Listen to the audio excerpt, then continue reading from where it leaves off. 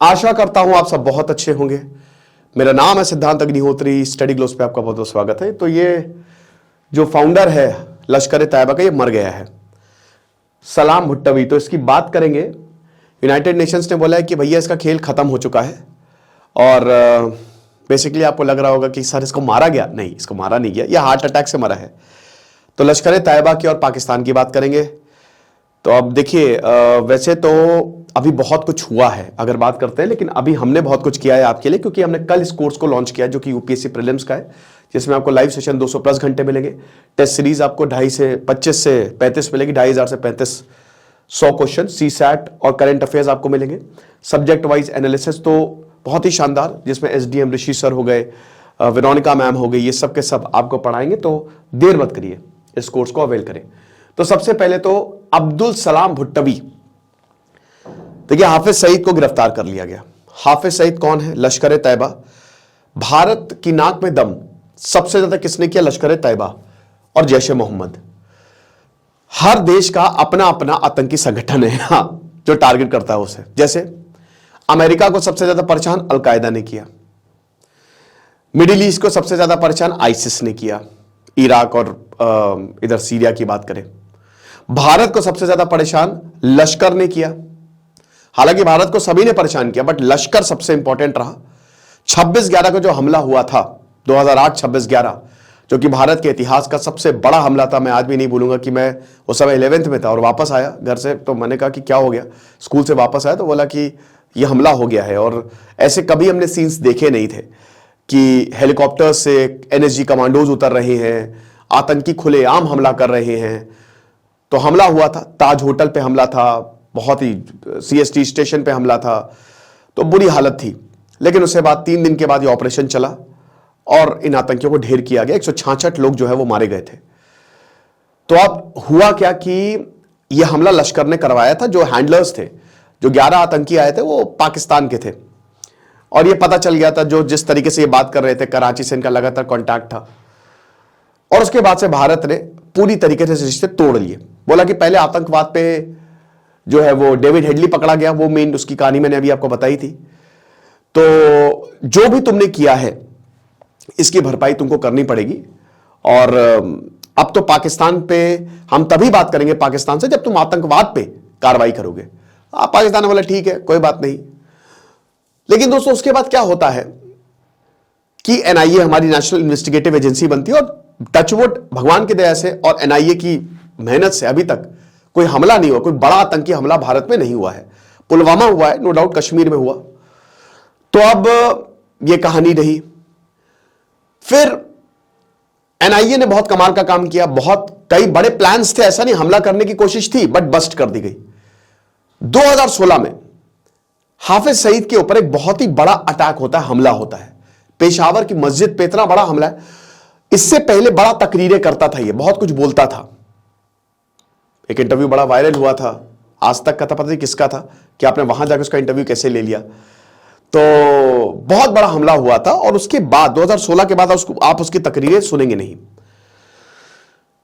अब हुआ क्या कि सब कुछ बढ़िया चल रहा है, भारत कह रहा है कि इसको गिरफ्तार करो। इधर अमेरिका ने पाकिस्तान को अपनी ग्रे लिस्ट में डाल दिया, FATF की ब्लैक लिस्ट, ग्रे लिस्ट उसका चलता रहता है। तो पाकिस्तान को ना चाहते हुए भी, पाकिस्तान की आर्थिक हालत भी खराब हो गई और ना चाहते हुए भी आतंकियों पे उनको कार्रवाई करनी पड़ी। अब यूनाइटेड नेशंस ने कल बोला है कि हाफिज सईद जेल में है। हमने हाफिज सईद को जेल में रखा है और ये 78 साल के लिए जेल में। लेकिन दोस्तों सब बकवास है, कोड़ी बकवास है ये। आज भी अगर आप देख ले तो वहां पे जितने भी आतंकी है, जो मिलिट्री एरिया, सबसे खूबसूरत मिलिट्री एरिया होता है कैंट एरिया, वहीं पे इनको जो है वो मकान मिले गए हैं। शाहिद लतीफ को भी अभी मारा, ठीक है, मास्टरमाइंड जो था 26/11 का शाहिद लतीफ हो गया, जियाउर रहमान, निज्जर हो गया, बहुत सारे लोग मारे गए हैं इस दौरान। और आतंकियों में भी डर है। और ये जो आतंकी मारे गए, कहां मारे गए हैं? ये पॉश कॉलोनीज में मारे गए हैं।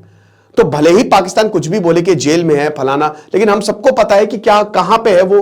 और अगर जेल में भी है तो कितना आसान है जेल से बाहर आना या जेल में उसकी खिदमत करना। जेल तो आजकल, कल मैंने इक्वाडोर का आपको एग्जांपल दिया था ना, कि वहां की जो जेल है, ग्वागिल जेल, तो वहां वो तो पूरा अड्डा है, वहां से कोई बाहर नहीं आना चाहता कि भैया ये जेल नहीं है, ये तो सेंटर है हमारे ड्रग्स का।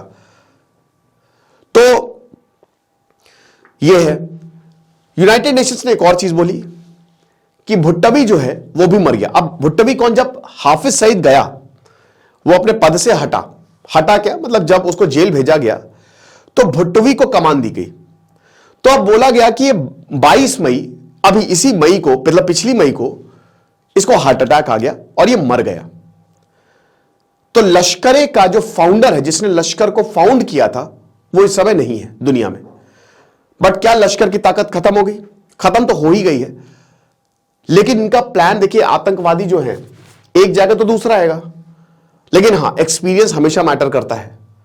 तो ये आतंकी था, छटा हुआ आतंकी था, इसके ऊपर इनाम था, ये मर गया। क्या हाल है लश्कर के? लश्कर के हाल ये है कि भारत ने पाकिस्तान से बोला है कि हाफिज सईद को हमको सौंपो। अब पाकिस्तान कभी भी नहीं सौंपेगा, लेकिन क्यों भारत ने ऐसा बोला? क्योंकि अब देखिए, पाकिस्तान एक तरफ कहता है कि वो जेल में है, लश्कर पॉलिटिक्स में आने वाले हैं, सीटें मिलेंगी, वो सरकार चलाएगा। बिल्कुल, इनकी जो पाकिस्तानी मरकजी मुस्लिम लीग है, PMML, जो कि लश्कर की पॉलिटिकल पार्टी है, उसमें हाफिज सईद का बेटा जो है वो इलेक्शन लड़ रहा है, और ये आतंकी पार्टी बनाई गई है इलेक्शन लड़ने के लिए। तो ये दोगला रवैया है। इसीलिए भारत बहुत बढ़िया सोची समझी स्ट्रैटेजी थी भारत की, और बोला कि ऐसा है कि काम करते हैं और आप हमको हाफिज सईद सौंपो। अब भारत को पता है कि कभी ऐसा होगा नहीं, पाकिस्तान ने ना ही हमने कोई एक्स्ट्राडिशन ट्रीटी साइन की है, ना ही पाकिस्तान कभी आतंकवादी को सौंपने वाला है, लेकिन यह दुनिया को बताने के लिए था कि देख लो पाकिस्तान में क्या चल रहा है। यह एक स्टेटमेंट था, एक मैसेज था, समझ रहे हो? जहां तक आतंकवादियों के मरने की बात है तो 4 थ्योरीज बताई जाती है। एक तो इंडियन एजेंसीज के ऊपर आरोप लगता है कि रॉ जो है आतंकवादियों को घुस के मार रही है, क्योंकि अभी हाल ही में पिछले 6-7 महीनों में कोई आता है गोली मार के चला जाता है। बड़े बड़े छटे हुए आतंकियों की बैंड बजी हुई है, आपको बता दूं, ठीक है? तो कोई भी आता है मार के चला जाता है। हम कोई मंदिर का घंटा है जो कोई भी आके बजा जाता है, वहीं पे यहां पे हो रहा है आतंकियों के साथ। तो एक तो इंडियन एजेंसीज के ऊपर आरोप लग रहा है, पाकिस्तान के लिए कि इंडियन एजेंसीज करवा रही है। दूसरा, बहुत सारे आतंकवादी ग्रुप हो गए हैं पाकिस्तान में, तो वो आपस में गैंग वॉर कर रहे हैं, आपस में ही लड़ मर रहे हैं। तीसरा, जो ISI है वो इन आतंकियों को मरवा रही है, क्योंकि इनका काम खत्म हो गया है। अगर ISI के लिए खतरा है तो ISI इनको मरवा देती है, और ये कोई बड़ी बात नहीं है ISI के लिए। अभी वो एंगर मैनेजमेंट, बहुत ही turbulent diplomatic relations between India and Pakistan, Ajay Bisaria की बहुत ही शानदार किताब, आपने पढ़ी कि नहीं? उसमें मैंने आपको बताया था कत्ल की रात का जो चैप्टर था, कि किस तरीके से ISI ने भारत की हेल्प की थी। जब अभिनंदन को पकड़ा गया था, तो पकड़ लिया था, तो भारत ने लगभग पाकिस्तान को खत्म कर ही दिया था। 9 मिसाइल पाकिस्तान की तरफ थे, पर डर के मारे यहां पे इमरान खान ने बोला कि नहीं नहीं भैया, बात कराओ नरेंद्र मोदी से, नरेंद्र मोदी नहीं है तो हटाओ, छोड़ दो अभिनंदन को, वरना हमारी बैंड बच जाएगी। तो बताया था मैंने आपको, ठीक है? तो तीसरा ये है कि ISI, और चौथा ये है कि इसको स्टैब्लिश नहीं किया जा सकता कि किसने मारा है, कि कोई भी मार सकता है, क्योंकि आतंकवादी है, किसी का भी दुश्मनी हो सकती है, कोई भी दुश्मनी हो सकती है। तो ये 4 थ्योरी जो है वो फ्लोट कर रही है। हमारे लिए अच्छी बात है, जितने आतंकी मरे बहुत अच्छा है। बस हम तो यही, अभी दाऊद इब्राहिम की खबर चली थी कि दाऊद इब्राहिम मर गया, तो बड़ी खुशी हुई थी, बट वो नहीं मरा, वो सब र्यूमर्स थी, ठीक है? तो हमारे लिए तो बहुत ही बढ़िया है कि भाई जितने आतंकी मरे मस्त है ना। फिलहाल ये मर गया है जो लश्कर का फाउंडर है और हाफिज सईद का राइट हैंड था, ये भी बढ़िया है। चलो, थैंक यू सो मच, छोटा सा लेक्चर था।